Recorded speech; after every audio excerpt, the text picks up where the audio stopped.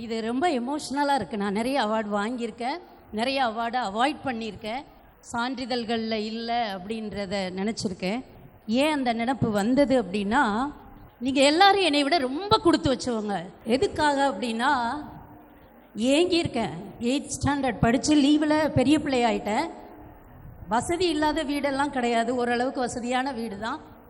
ஆனால் எங்கள் அப்பாவோட பிடிவாதம், நான் 4வது பொண்ணு, 6 பிள்ளைங்க, வீட்டை விட்டு வெளியில் அனுப்ப மாட்டேன்னு சொல்லி வீட்டுக்குள்ளேயே வச்சுக்கிட்டாரு.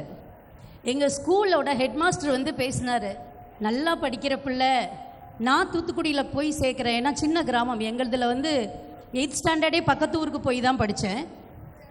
தூத்துக்குடியில் நான் சேர்க்குறேன்னு சொன்னப்போ எங்கள் அப்பா ஒரே வார்த்தையில் சொல்லிட்டாரு, சரி சரி அப்படின்னு முடிச்சிட்டாரு. ஆனால் அனுப்பலை. அவருக்கு வந்து ஒரு பஸ்ஸில் போய் நிறைய பேர் அவளை பார்த்து இதெல்லாம் பிரச்சனையாயிடும், வேண்டாம், என் மக என்னோட வீட்டுக்குள்ளேயே இருப்பான்னு சொல்லி வீட்டுக்குள்ளேயே பொத்தி வளர்த்தாரு.